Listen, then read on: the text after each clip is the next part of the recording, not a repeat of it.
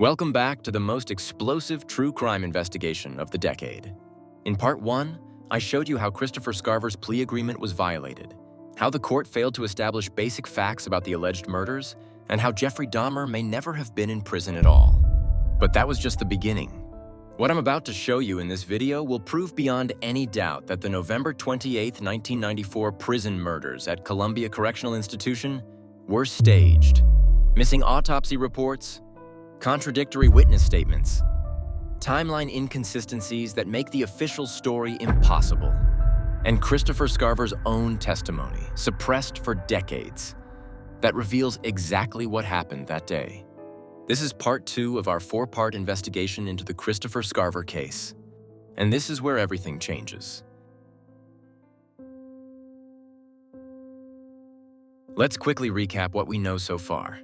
Christopher Scarver, a mentally ill inmate serving life for murder, allegedly killed Jeffrey Dahmer and Jesse Anderson with a metal bar on November 28, 1994.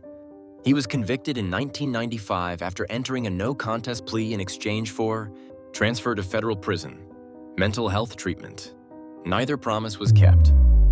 When Scarver tried to challenge his conviction, the judge claimed not to remember the plea agreement, despite written evidence proving it existed. Scarver was sent to Supermax and effectively silenced.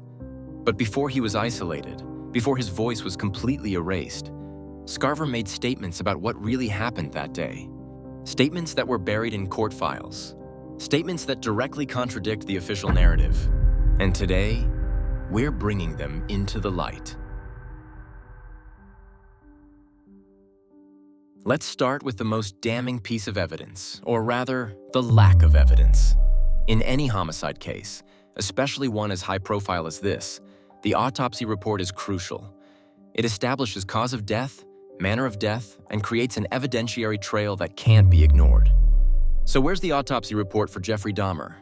It doesn't exist in the public record. Think about that. We're talking about the death of one of America's most notorious serial killers, allegedly murdered in prison, and there's no accessible autopsy report? The same goes for Jesse Anderson, the other inmate Scarver supposedly killed that day. No detailed autopsy findings, no medical examiner testimony, no forensic evidence presented at trial. Why? Because in a staged event, you don't need real bodies. You don't need real autopsies. You just need a story that sounds plausible enough, that nobody asks questions. And for 30 years, nobody did.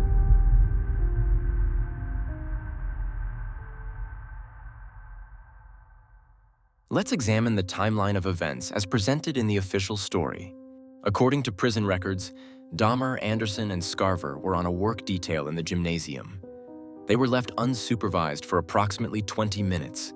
In that time, Scarver allegedly retrieved a metal bar from the weight room, attacked Dahmer, bludgeoned him to death, then attacked Anderson, killed him as well, was discovered by guards with both bodies. But here's the problem. Multiple inmates have stated that the gymnasium was never left unsupervised for that long. Some say guards were present the entire time. Others report hearing nothing unusual during that period. The official story also claims Scarver acted alone, driven by religious delusions and disgust at Dahmer's crimes. But Scarver himself has said something very different.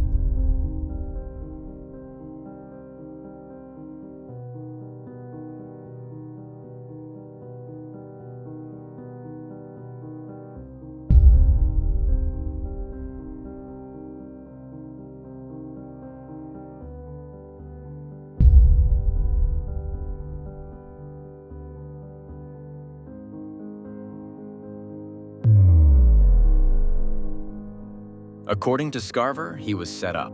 He claims that prison staff orchestrated the entire encounter, that he was deliberately placed in the same area as Dahmer and Anderson, that guards made themselves scarce, and that he was, essentially, given an opportunity and an implicit expectation. Now, the official narrative dismisses this as the ramblings of a mentally ill prisoner trying to avoid responsibility.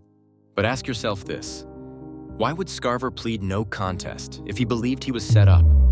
Why not fight the charges?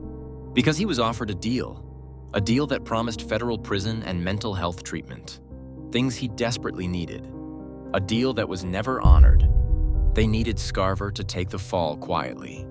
They needed him to accept responsibility without a trial that might expose the cracks in the story.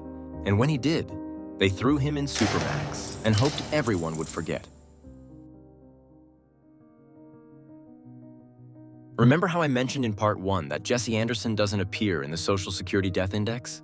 Let's dig deeper into that. Jesse Anderson was serving a life sentence for the murder of his wife. He was a convicted killer, yes, but he was also a witness, someone who would have known whether the official Dahmer story was true. And then, conveniently, he's killed alongside Dahmer. 2 birds, 1 stone. But if Anderson really died that day, why is there no death record? Why doesn't he appear in databases that track every American death for Social Security purposes? Either the system made a massive clerical error for a high-profile prison murder victim, or Jesse Anderson never died at all. Just like Jeffrey Dahmer never died, because neither of them were ever really there.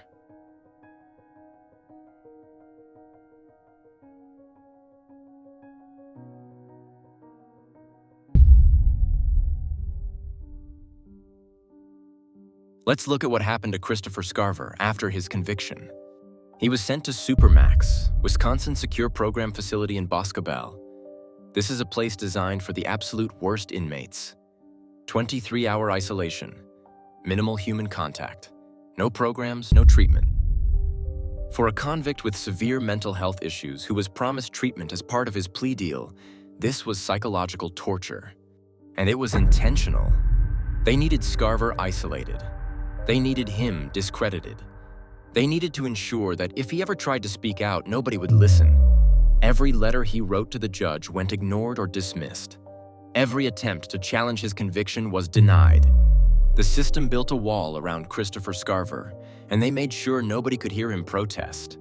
Because if people started listening to Scarver, if they started questioning the official story, the entire Dahmer narrative would collapse, and that couldn't be allowed to happen. So here's where we are. We have a plea agreement that was violated. We have missing autopsy evidence. We have timeline inconsistencies. We have a victim who doesn't appear in death records. We have a defendant who was systematically silenced after his conviction. And we have Jeffrey Dahmer, a man who was never conclusively proven to have been in prison, allegedly murdered, in a facility where he may never have set foot. This isn't a conspiracy theory. This is a conspiracy fact. The question isn't whether Christopher Scarver was set up. The question is, how deep does this cover-up really go? Because if Dahmer's death was staged, what does that say about his crimes? And if his crimes weren't what we've been told, who was Jeffrey Dahmer really? This investigation is getting bigger and more explosive with every video. If you're not subscribed yet, what are you waiting for? Hit that subscribe button and turn on notifications so you don't miss part 3. Share this video with everyone you know. This story needs to reach as many people as possible. And leave a comment. Do you think Christopher Scarver was framed? What do you think really happened on November 28th, 1994? And if this case gripped you, check out my book, Jeffrey Dahmer: Uncovering the Case for Innocence. Available now on Amazon and all good online retailers. Link in the description. The cover-up is falling apart, and we're just getting started. See you in part 3.